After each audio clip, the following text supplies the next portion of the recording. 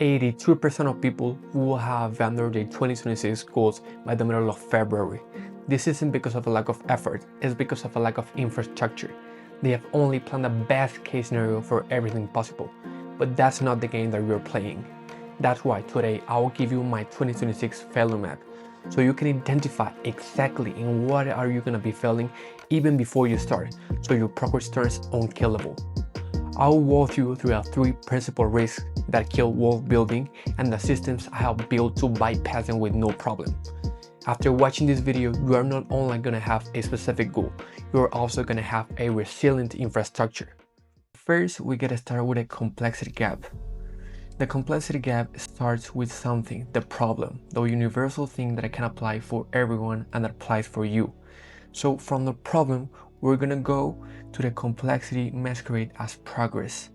So what's the complexity, or why is a problem being created?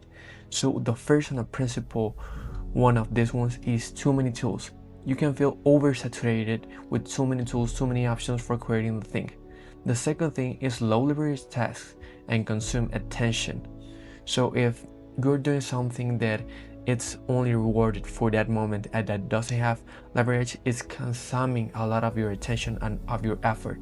So it's also a problem that we gotta eliminate in the future. The next is the decision fatigue kills execution. Also, because you have too many options, too many tools for doing it, you can feel fatigued by taking a decision of which one to take and of doing the things. And that's something that happened to me, that I knew what I had to do but I didn't do it because I feel too fatigued of only thinking about it. But it isn't that difficult when you actually do the things. The next is system collapse under their own weight. If you have systems that the weight is too big for you and you can't resist it anymore, it will kill you too. The next thing of the complexity gap is a systemic fix. We're gonna be fixing the infrastructure solution, and this is called the 8 out of 10 leverage filter. So this is divided in 4 principal parts as well. The first one is the rate every action by leverage from 1 to 10. Every action that you do for achieving your goals, you gotta put it in a scale from 1 to 10, so you can know if it's actually good for you to be doing it, or you probably need to leave it there. So the next one is eliminate everything below 8 out of 10. So if there's something that you are doing that is giving you less than 8 out of 10 of leverage, you gotta eliminate completely, because if it is taking a lot of your time and it's taking a lot of your energy and it's not that valuable. So the next thing is fewer moves, higher impact. Probably you're doing a lot of things and you're thinking that you might and you should be getting a lot of rewards, but it's not how it works. The things that work better usually are the ones that have fewer moves and have higher impact. The next one is the simplicity becomes a competitive advantage. So simplicity is key for you to achieve your success. Less things probably is better for you. So be sure to have this 8 out of 10 rule in everything that you do, so you can know if what you're doing is going to work for you and it has enough leverage for putting your effort into it. So the next thing about complexity gap, it's footer. What we mean with footer, if it does not move the system, it does not belong in the system. So the only things that you gotta have in your system are things that are getting you towards your actual goal, not backwards or not even moving. So if it doesn't apply to this rule, also kill it. Okay, so now that we know about the problems, we're gonna get into the system so we can achieve our goals and bypass the problems. So the first one is the willpower gap, that I want to do it. So it divides in 3 principal parts. The first one, it's the problem, again, identifying it. But the willpower is a finite resource. The willpower of doing the things that you want to do is the key for everything that you want to achieve in life, basically. But this divides in other 4 parts. So the first one is motivation fluctuates, systems don't.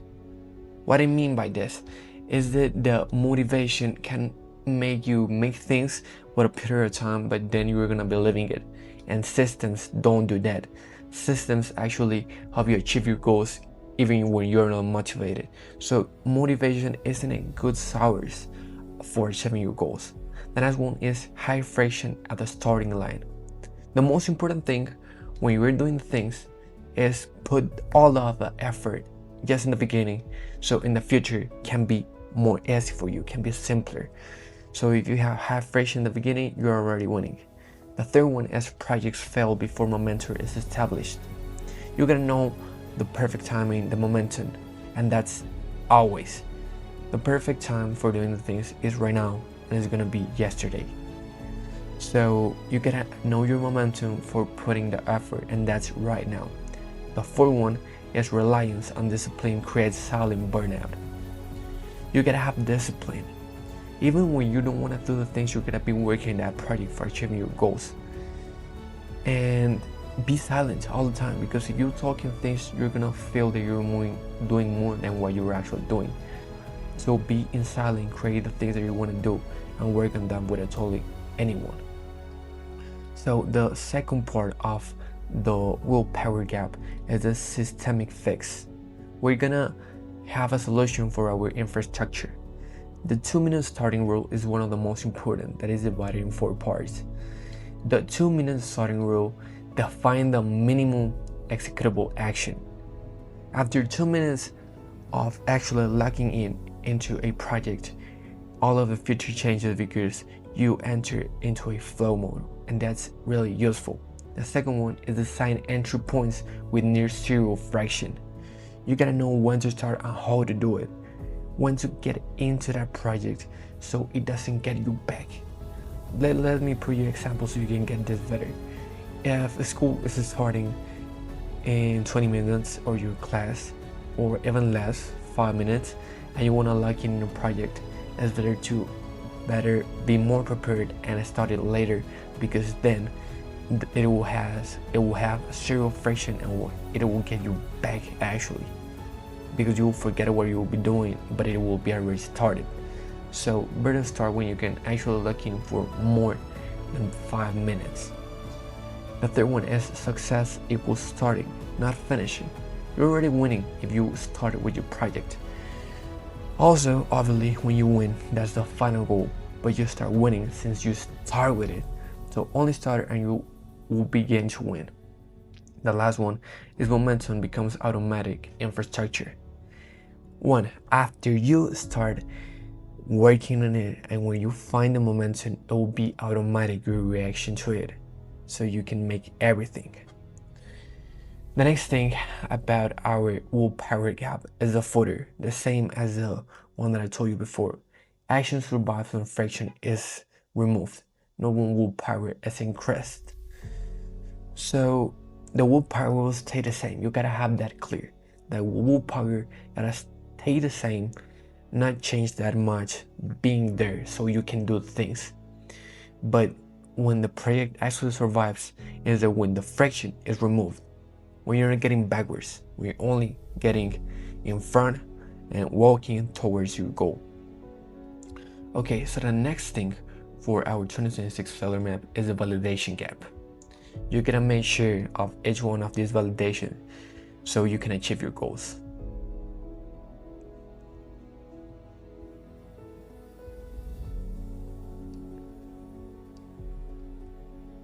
Again, the first one is the problem, the universal pain. External validation controls behavior. So your environment controls you too, or your actions. No feedback equals perceived failure. Okay, so you gotta have feedback from your environment. It can be a really close friend that you are telling him what you're doing, what your goals are, and he gotta be 100% honest with you on the feedback that he gives you. The second one is progress is invisible in early stages. You gotta know this perfectly, that you're not gonna see enormous results or even results at the beginning. You're gonna be making the basis for your future success. So be sure that there's not gonna be that much success at the beginning. Like me right now, I'm loading. Probably no one's watching this video, but I'm doing it because in the future I know that I'll be successful. This third one is emotional dependency on results. If you're too emotional with things that you're achieving at more at the beginning, you're gonna get fucked up, basically. So don't get that much emotions into your projects. Have the goal clear and know how you're gonna do it, and just go all in. Doesn't matter your results at the beginning, doesn't matter your emotions, just do it. And the last one is projects abandoned before compelling beginnings. So if you abandon a project before you start watching results, it's done. You'll only lose when you abandon things. And if you actually took the time and check out the 8 out of 10 rule, you'll be sure that this also will work. There's no pain in it. And the next thing is systemic fix. Again, the infrastructure solution. First is process documentation. You gotta be documenting your things. Document inputs, not outcomes. Document what you're doing, not what you receive, so you can know what you're doing is correct. The second one is track actions, iterations, and learning loops. Again, track what you're learning, what you're getting, and what you're doing. Not the result only. The result is the most important part at the end. But the end is the 20% of it. The other 80% is your actions, what you're doing, probably no results in that part. And the third one is build interval validation infrastructure. You gotta have validation, yes, of other people before, but you can be building it so you can know if that is actually working. That's part of your infrastructure. The last one is progress becomes measurable before results appear. So again, measuring your progress is too important, but you can start measuring it before the results appear, and that's another way that you're gonna be sure that you're winning in the progress that you're doing for achieving your goals. And the last one is a footer. Again, if progress is documented, motivation becomes irrelevant. Why is this? Because motivation isn't the principal thing, the progress is. So if you have it, you know that it's working. So now let's go to the notion that I will give you. So here we have our notion, the 2026 failure map personal system that I made just for you and that I also use. But I'll leave gaps so you can complete your information and make sure that you actually achieve your goals and follow it as it gotta be. This is a primordial infrastructure for any goal we're pursuing. With the things that I explained you before, you can make sure that you're applying them with this simple Notion template. So this is a primordial, okay? Here you can put your name, your primary goal for 2026, then you're gonna identify the problems. So the question that you gotta make is, if this project fails by December 2026, why did it fail? And you're gonna make sure that these questions are in these 3 tires that I'm putting you right here. So here you're gonna write why your problem might be failing, so it doesn't fail. So write your principal problems, the predictor failure causes. No results the first 3 months. Okay, so this is a problem that you can say, okay, yeah, I had no results the first 3 months, I'm gonna abandon it. But no, later we go into that. The second example might be no motivation. Also too classic, not having motivation, but motivation is not important. For the starting, probably yes, but for continue doing it now, if you already have it in here, it's because it is important for you. So don't rely that much on motivation. And the third one is other people talking shit about me, and that's pretty common for me because I'm in high school and me doing YouTube videos is kind of weird, but I don't really give a fuck about that. So these are things that I might be failing or things that will make me leave all of this, but it won't be like that because now we're gonna go to the universal bottle. So now we'll go to the universal bottlenecks. The first one is an energy, and where you put your energy. Reduce friction at the start. Design systems that work on low energy days, no ideal ones. And that's important because you gotta be working even when you don't wanna work. And when you work when you don't wanna work, is when you gotta work the most, because you teach your mind, your brain, that I gotta work, I want to achieve this, so I gotta do things. Okay, so the second one is attention. The attention fragmentation. Limit inputs, fewer tools, fewer priorities, fewer decisions, attention and infrastructure. So be clear in the goal that you want to achieve and do the essential for doing it. If you have too many things in it, your brain or you are gonna be invaded and you're not gonna do anything at that. The third one is a market misalignment. Validate pain before building solutions. Infrastructure follows demand, not ideas. So you gotta understand what is your pain, what is causing your pain, and then go through the solutions. Not for your solution, then the pain, because they might bring more pains. So make sure you know them all and then go to a solution. And there's a market, know the market, know how does the market work, know how does your market work. And now is the most important part probably of all of this notion, the leverage filter out of 10. That's what I explained to you in the whiteboard before. So you gotta identify your opportunity, then pain that it solves, then leverage level. You gotta identify your leverage level for knowing if you should be putting your attention and your effort into it. Then is a systematic fix, so you can know how to fix all of your pains. And then is a success score. This success score, you will be putting it after for knowing if it's working. I recommend after 1 month of doing this, but that success score, so you can be measuring the progress. That's also pretty important. As a system commitment that you are going to be doing with yourself, so you don't leave the things. This is an extra, okay? I commit to building infrastructure, not relying on motivation. I will reduce friction, increase leverage, and document the process. The system exists not to survive bad days, not perfect ones. So here you're gonna sign and put a date, and come here every day to make sure that you're still with it.